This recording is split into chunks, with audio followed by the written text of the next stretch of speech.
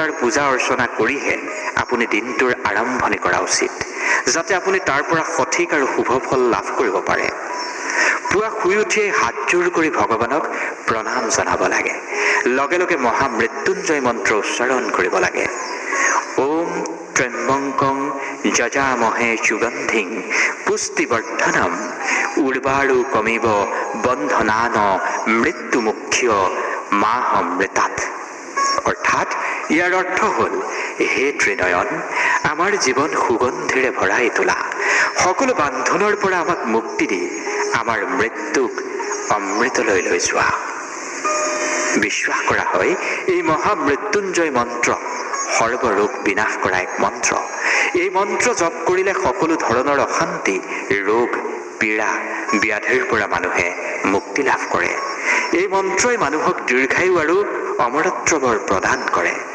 আপোনাৰ কুণ্ডলীত যদি কিবা দোষ আছে, সৰ্বদোষ নাশ হয় এই মন্ত্ৰ জপ কৰিলে। সেইবাবে সদায় পুৱা উঠি এই মন্ত্ৰ জপ কৰা উচিত।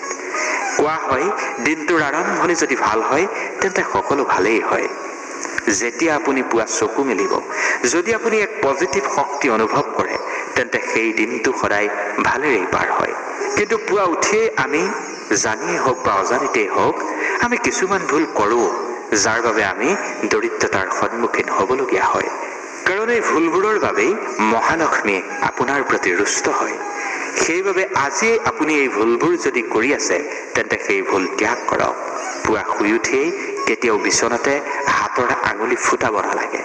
এনেকুৱা কৰিলে দিনটো বেয়া হোৱাৰ আশংকা থাকে। বিশ্বাস কৰা হয়, পুৱা যিজনে বিচনাতে আঙুলি ফুটায় তেওঁৰ বোলে ভাগ্যও ফুটি যায়।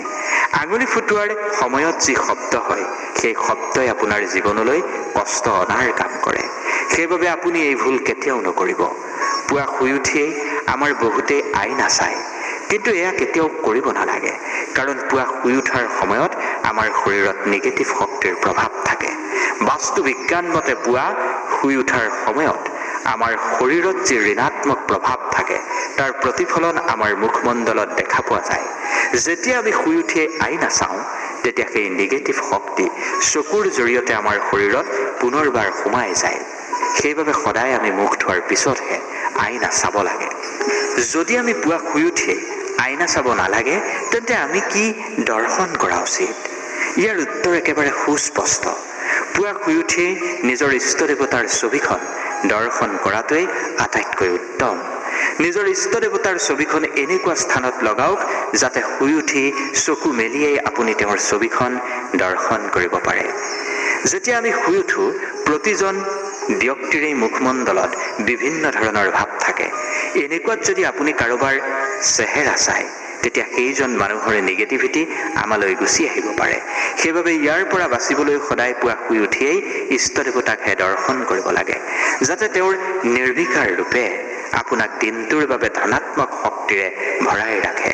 লগতে আপুনি মা দেউতাৰ মুখখনো চাব পাৰে, কাৰণ মা দেউতাই হৈছে এই পৃথিৱীত ঈশ্বৰৰেই এক ৰূপ। 4 নম্বৰত, পুৱা শুই উঠি হাত দুটাৰ তলুৱা দৰ্শন কৰিব লাগে আৰু তলুৱাখন দৰ্শন কৰি লক্ষ্মী মন্ত্ৰ জপ কৰিব লাগে। ধৰ্মীয় শাস্ত্ৰ অনুসৰি হাতৰ তলুৱাৰ আগভাগত মা লক্ষ্মী, মধ্যম ভাগত মা সৰস্বতী আৰু মূল অংশত ভগৱান নাৰায়ণে বাস কৰে। পুৱা উঠিয়েই পূজাঘৰ, মন্দিৰ, গোসাঁইঘৰ আদি যোৱাৰ পূৰ্বে হাতৰ তলুৱা দৰ্শন কৰিব লাগে আৰু নিজৰ ভিতৰত থকা ঈশ্বৰ দৰ্শন কৰিব লাগে। যিজনে পুৱা এনেকৈ উঠিয়েই ঈশ্বৰৰ দৰ্শন কৰি দিনটোৰ আৰম্ভণি কৰে, সেইজনৰ দিন কেতিয়াও বেয়া হোৱাৰ প্ৰশ্নই উঠিব নোৱাৰে।